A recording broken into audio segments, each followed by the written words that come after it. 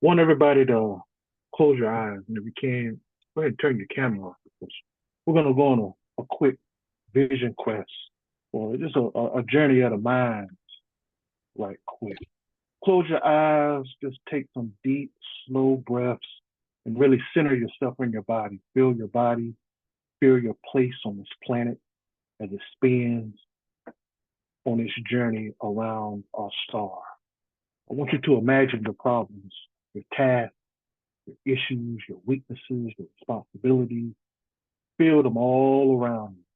You're in a dark forest surrounded by uncertainty. Feel that. Center yourself in that. It's perfectly normal. Now I want you to think about rising above yourself. Embrace the wings of a falcon or an eagle or an owl. As you rise above yourself, you rise higher and higher into the trees, into the branches of knowledge, of connection, of solidarity, up up and above this dark forest of problems, frictions, unprincipled behaviors, oppositional forces. Some of the smartest DJs that happened here, and mostly not friends. And now you're above the trees and you look toward the horizon and you see victory shining bright, crystallized and real. You see everything you and your comrades have been working towards. You see a just future where liberation has been achieved and the people you've been fighting for are now leaders, co-architects of liberation, working hand in hand with you and your comrades to build the better world. You feel this new world in your bones. You feel it in the core of your being. You feel the joy. You feel the collective power. You feel the safety. You see the solutions. You see what needs to be done. You feel the neural pathways to develop solutions that you can't see right now. Your voice is ready to speak this new reality into being. Your ears are ready to listen as others speak it into existence. The path to liberation is clear from this vantage point. You can even see the path leading out of this dark forest of problems, inadequacies, and friction.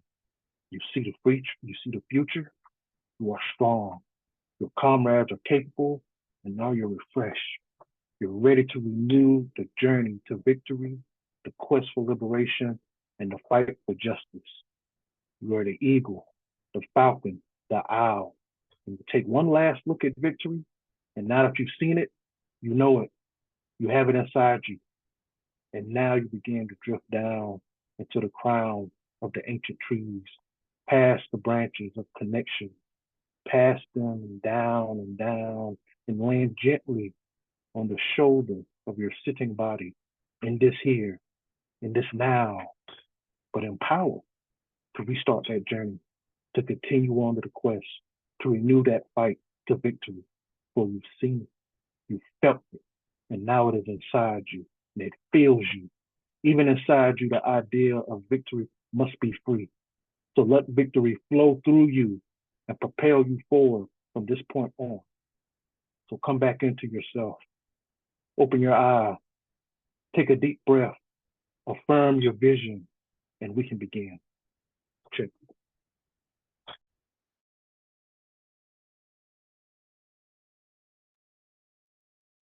Yes, thank you very much for that grounding, and that was very good. So I'd like to transition us now to Timothy, who's going to do our political framing for this call. Thank you.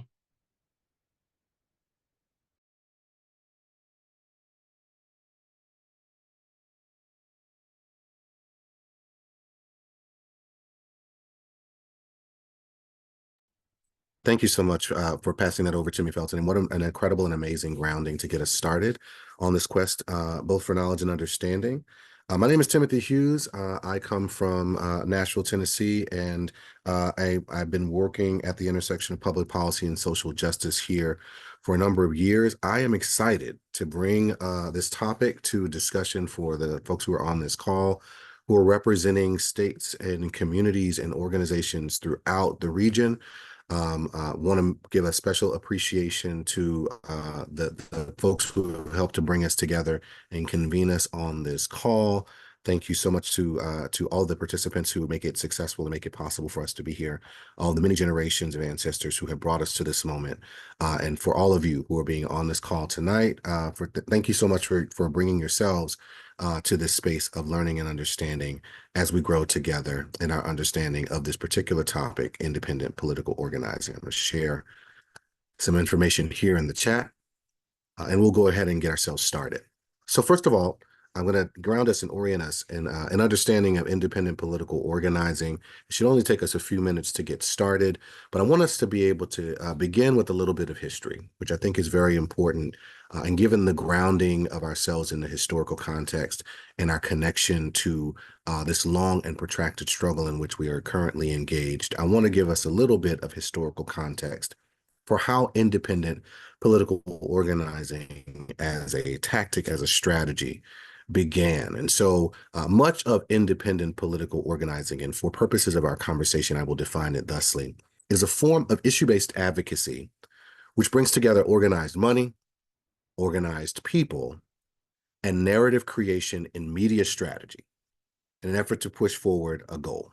We're going to talk a little bit about what that particular definition means in the context of our historic framing, but also talk a little bit about why that matters in our current political environment, and what elements or examples of independent political organizing have historically looked like and currently look like in our contemporary experience.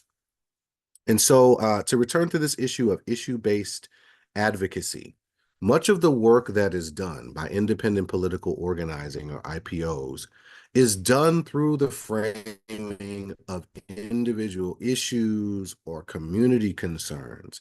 And it arises to a level that allows for folks to be able to contribute their efforts, their understanding, their knowledge to bringing together organized resources, money, dollars, and investment, organized people in various areas of community, and then the creation of narrative and media strategy that tells a story. And that story is very effective in pushing a narrative and bringing together individuals outside of the party framework, which is more political organizing, and allows for us to be able to put forward a particular kind of power that allows us to work collaboratively in coalition and build together an infrastructure that no matter who is in political power, whatever partisan actors are involved, it is we, the people, who have influence over creating the ultimate power that we collaborate and build together. And so in terms of the history of how independent political organizing began, it grew out of independent individual organizations and groups coming together and collaborating, and manifested itself through examples like the Black Power movement, when the Black Panther Party arose to power in the 1960s. There were these individuals who were framing discussions around Black communities that really began to articulate power and influence and strategy outside of the traditional political framing of the two major political parties, Republican and Democrat, and instead began to center the perspectives of and lived experiences of people in community. And so Black power structures and entities began to emerge in places like Oakland, California, but also began their existence in Alabama. And so we see the manifestations of Black power in struggles and opportunities for folks to collectively organize, centering around the issues and concerns of Black and Brown communities very early on. But what we see as a contemporary example and an important consideration in the history of independent political organizing is a particular Supreme Court decision. That Supreme Court decision was Citizens United versus FEC. Now, that decision was made in 2010 and essentially allowed for the interpretation of the Supreme Court to essentially say that organizations outside of the political party structure, independent political organizations specifically, had the ability through their First Amendment power to make determinations for the centering of issues and policies outside of that traditional political framing, and allowed for the creation of infrastructure, specifically through the creation of PACs and super PACs, which were collaborative efforts that brought together monetary resources to speak specifically to issue-based advocacy concerns outside of that traditional political framing. And it's that particular Supreme Court decision that led to the contemporary emergence of political organizing independent political organizing as we see it today. And this is what it looks like in the local, state, and regional contexts. So there were organizations here on the local level in Nashville, Tennessee, that looks like an organization, the Black Nashville Assembly, which very much models some of the elements of the Black Power movement, specifically the Black Panther Party in terms of its iconography and imagery, but also centers, much like the Black Panther Party did, the importance of civic education beyond the classroom, and empowers individuals in the Black Nashville community to work together to build people's assemblies, and those manifestations outside of the people's assemblies allowed for education around the budget, education around the machinations of local government, school board, city council, mayor, judiciary, and the like. And they, along in collaboration with a group called Brothers Roundtable, which allows for the creation specifically of Black men to come together and speak to issues of concern in the community. Brothers Roundtable is more of a mutual aid kind of organization, so it raises money primarily to provide for the material needs and concerns of community members around public safety and the like. In the local context, again, a community oversight now coalition, which began as 40 organizations collaboratively building power around the issue of police accountability, and outgrowth of the Community Oversight Now Coalition was the creation of a community oversight board of law enforcement here on the local level in Nashville. And so we see these are local examples of how organized money, organized people, and narrative creation can collaboratively work together to put forward initiatives that are important and significant to the surrounding local community.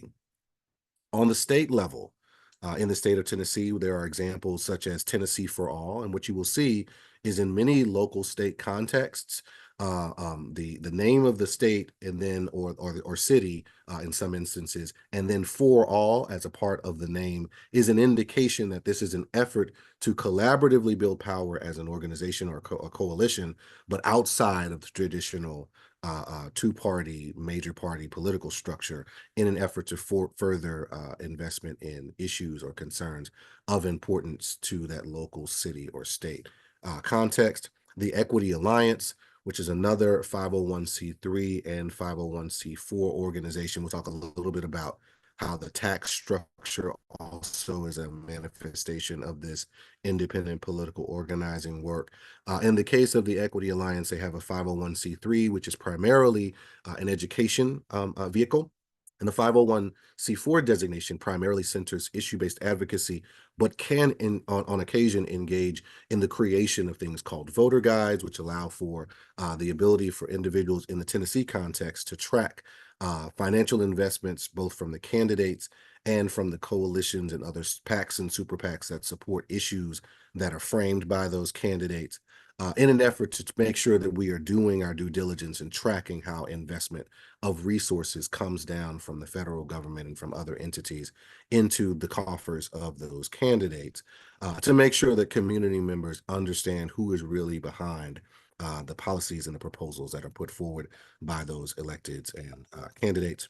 And then finally, in the context of both the regional and the national independent political organizations, groups, of course, like the People's Movement Assemblies, specifically the Southern Movement Assembly, allow for many organizations and individuals from throughout the Southern region to collaboratively center an agenda and talk about issues that are of critical importance to our states and local municipalities. And then finally, in the national context, independent political organizations look like groups like the ACLU, SEIU, which is a labor organization, and one organization with which I'm a part of, the People's Coalition for Safety and Freedom, which centers issues related to public safety in community, but uses people's assembly models in various states throughout the country in an effort to inform those processes. Historically, people who are making decisions around policy are often those folks who are in elected office, in positions that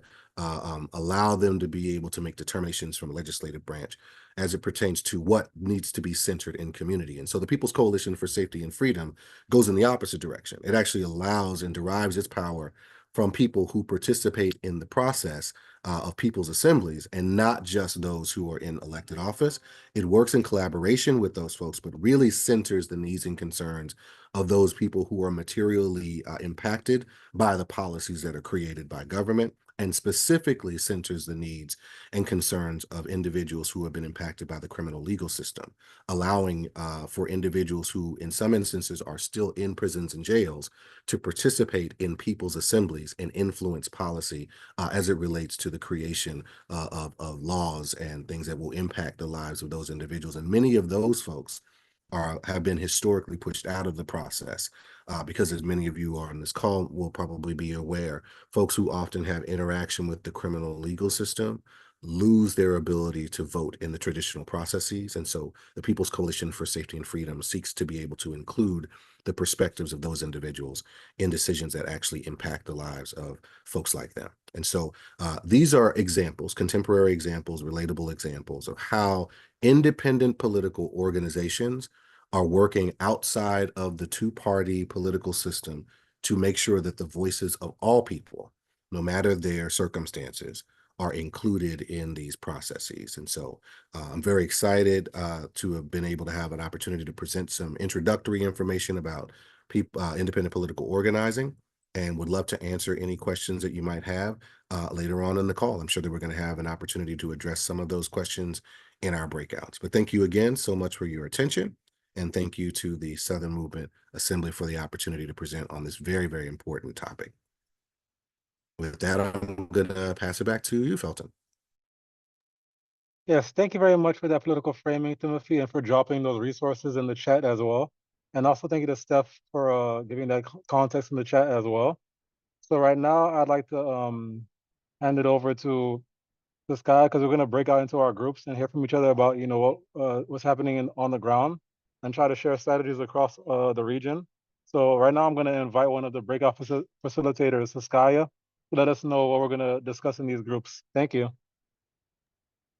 Thank you, Felton, and thank you, Timothy. I feel like I should have a tuition payment ready for you, because that was so much information, so well said. Just talking about what it means to build power, what that looks like, what that feels like, how we empower impacted folks who are directly harmed by these systems, and what it looks like to be in collective support of one another as we figure these things out. Thank you for that. So now we are going to talk about these things more thoroughly together.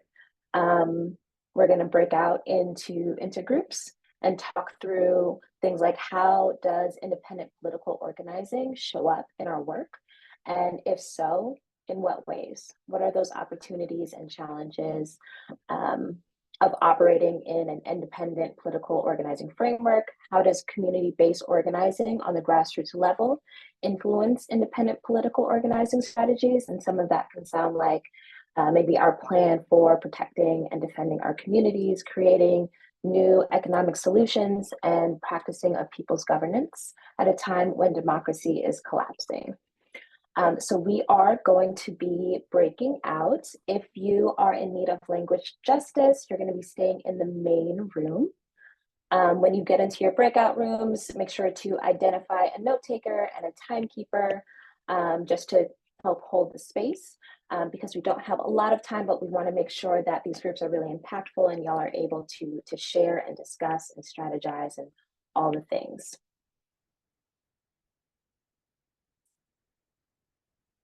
You should be seeing... Breakout rooms are open. Thank you. Yeah, you should be seeing invitations very soon.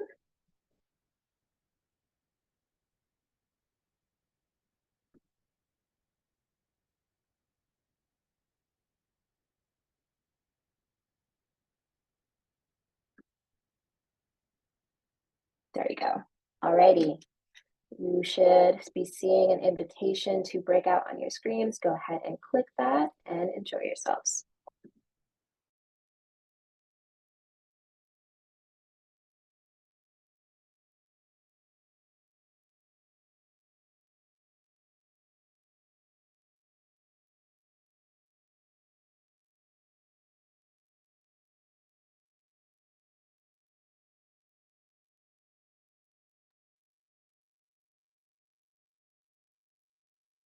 So yeah, if folks need support joining a room, just let me know.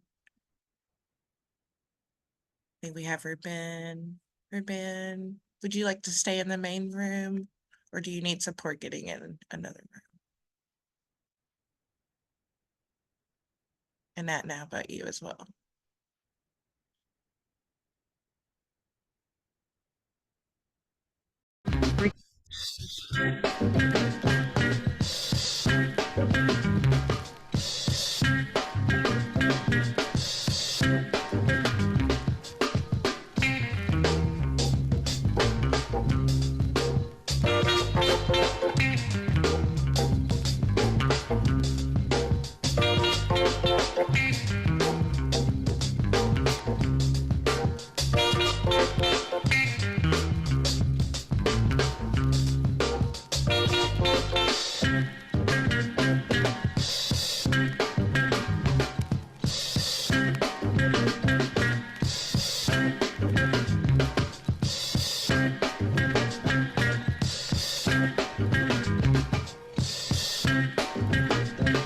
Come on back in.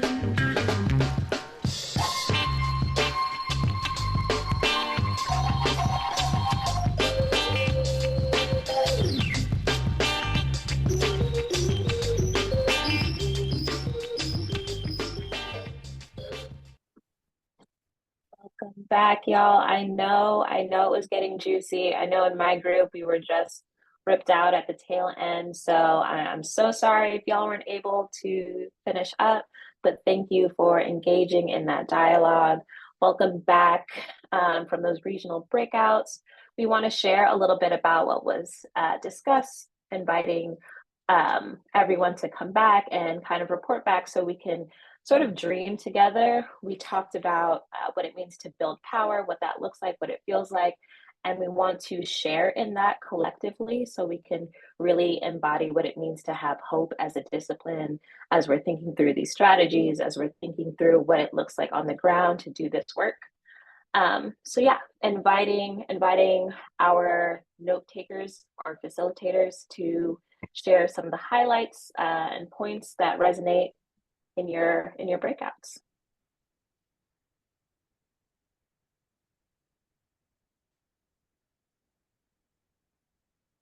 I'm happy to share some of the learnings from our group 4. Timothy Hughes, again, pronounced he, him, and his. We had an amazing conversation with folks from all over the global South. We had some folks representing Puerto Rico on the in our group. We had some folks who were from Mississippi in our group. We had a late joiner whose name is escaping me right now. I think it was Dewan, who I'm not sure where he was from, but was a wonderful, brought wonderful energy to the call and to the conversation. And much of the discussion was really about how we frame independent political organizing as a tool for liberation. So understanding that the traditional two-party system is not working for many people, and that we are not getting the centering of concerns and issues in the way that we would like to have them. And the way that we can get to that is to create a more democratized and more accessible system that provides for opportunities for people from various perspectives to contribute. And that looks like reimagining what political engagement and civic engagement looks like from the perspective of grassroots folks and building that infrastructure from the ground up rather than allowing it to be dictated from the top down. And so it was a really exciting and wonderful discussion, and I'm happy to make room for other folks who are in group 4 to share out as well.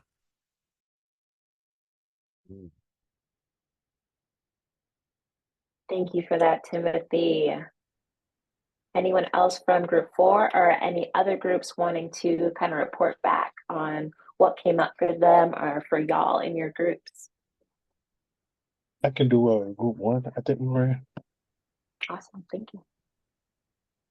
Yeah, so we had folks from Texas, California, Mississippi, Tennessee, and some of the points that we brought up was that, people really are not accustomed to wielding power.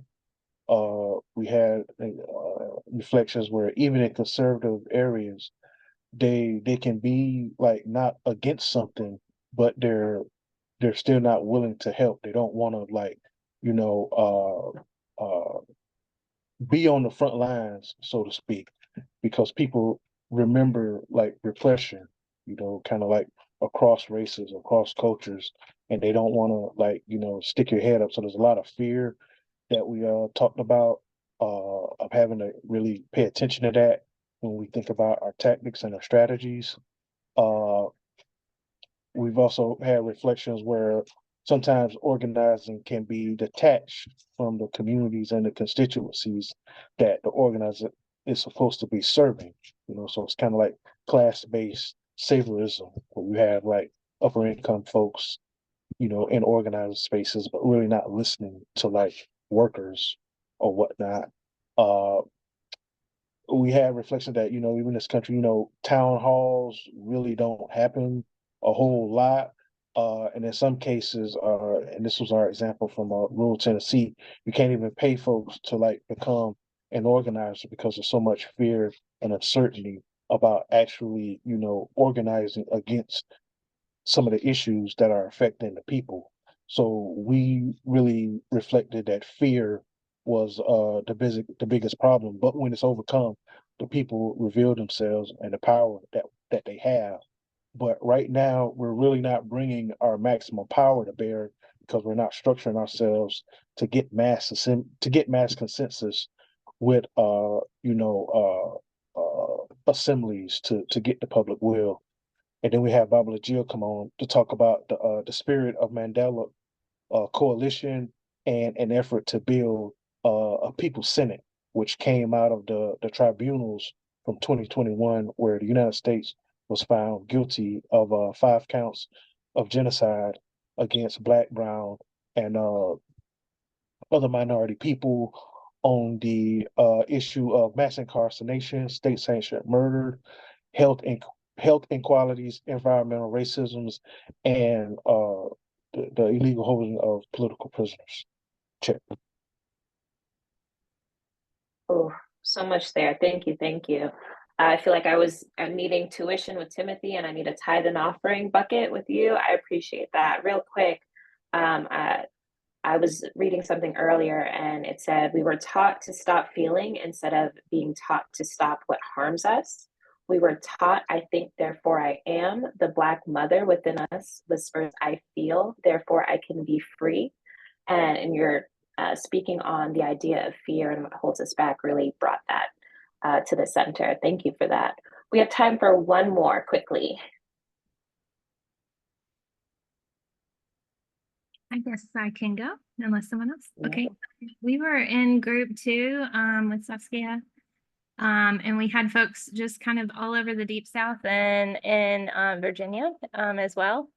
And so the one thing I will add that, that other folks haven't said it from their own groups is that we were talking about how to do independent political organizing in the kind of crisis moment that we're in, talking about both food sovereignty issues, environmental tragedies that are happening with tornadoes, et cetera. And then also the sort of manufactured problems that are coming up with the fascist agendas that are happening in all of our states. And so how do we continue to push back while we're also taking care of ourselves? There was some really good conversation around political independence, needing to have financial independence, that what's happening in Gaza was like such a clear thing for many grassroots organizations that with the genocide, that a lot of money was pulled out of a lot of different organizations that push back against the genocide. One of our folks in there said we have a rich history of making a way out of no way on shoestrings and no strings. So I think I'll leave it at that. If anybody else wants to add to that, that was kind of where we left it. Yes, thank you for that, Marissa. Appreciating everyone's report backs, and I know there's probably more that we couldn't even get into, but I hope that these conversations inspired you to hold on to hope as a discipline and think through the strategies that you can bring forth to your regions on the ground and really bring those things to fruition, remaining hopeful and grounded and taking care of yourself and doing all the things. So thank you again, everyone, for engaging. And with that, I'm going to transition and pass it off to Luke. Hey, I had y'all. something I wanted to say, but if time gone, that's fine. We are about to close out. Are you able to put it in the chat, friend? It's fine. It's nothing major. Why don't you just go ahead, and then if y'all are able to, we're going to end up with kind of a close out with a call to action, but share your thing, friend. Thank you. Well, one thing I was gonna say is, I remember before we broke out in the first place, into the meeting groups, someone said, that democracy is failing. And I was saying that's kind of hard to, definitively know if that's what's going on right now. But at the same time, I was saying, something a friend told me is that when the Roman Empire collapsed, people didn't realize until after the fact, A lot of times in times of systemic upheaval, we think that there'll be like a big moment where we all realize what's going on. But because it kind of unfolds gradually and then like all at once, we don't really notice until we look back. All this stuff about the civil rights movement, I doubt the people who lived through it thought they were living through a civil rights movement, So I don't know if that's like a coherent or useful thought, but I'm saying one thing that I like to let motivate me is just trying to fit myself into a historical continuum, and it can kind of like lessen the burden of being like I have to do everything all at once, because I'm like, I'll just do what I'm able to do, and then someone else will do what they're able to do, and so on and so on and so forth. Heck yes, that's perfect. That's such a good actually intro into the call, our like what we're doing right now. This moment we're in. We are, we're in this continuum of organizing, right? And independent political organizing is a way that we have to build power with each other, and it's a way to build power from our communities. And the way that the Southern Movement Assembly is offering as a way is the People's Movement Assembly process. And so right now we're in a season of organizing that we're calling the Summer of Assemblies, and so we're inviting y'all in to join us into the Summer of Assemblies. And there's a few ways you can do that, right? You can organize an assembly. Some of y'all might already be organizing assemblies. If you don't know how to organize an assembly, or like you're like, what is a People's Movement Assembly? Don't worry, we got you. We're gonna have some People's Movement Assembly 101s this summer. We're also going to continue like these State of the South calls where we're able to get in a little deep, but you want to get a little deeper, right? And you wish we had maybe a little bit longer to talk to each other. We're going to have these Freedom and Survival study halls where we're going to be diving deep into Project 2025 and thinking about how we get ready, right?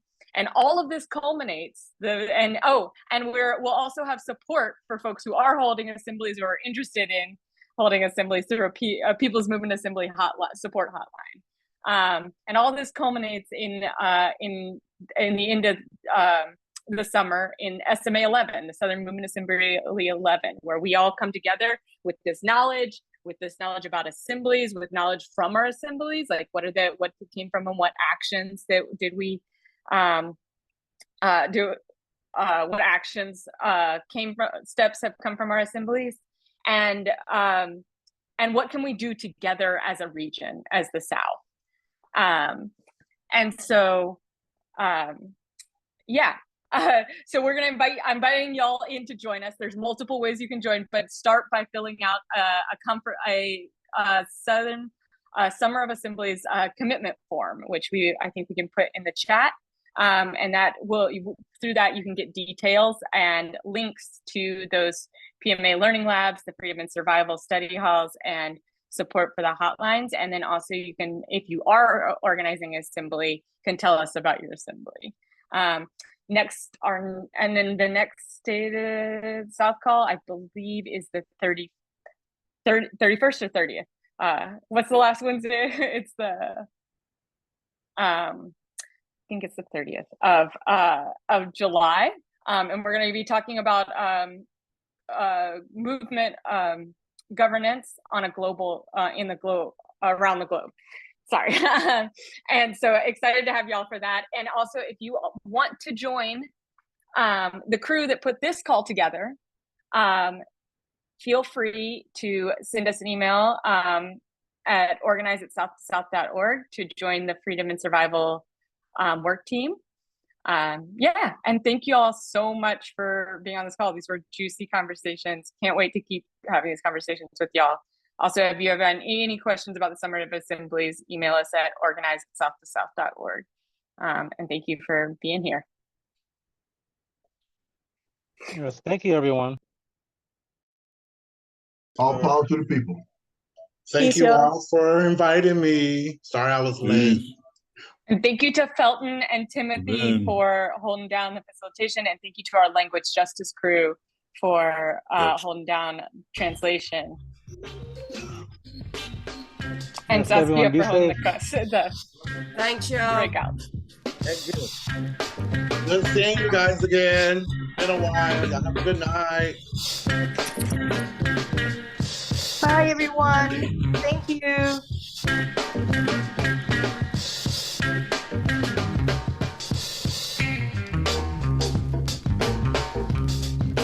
Great job, Timothy. Fantastic job, Timothy. It was great.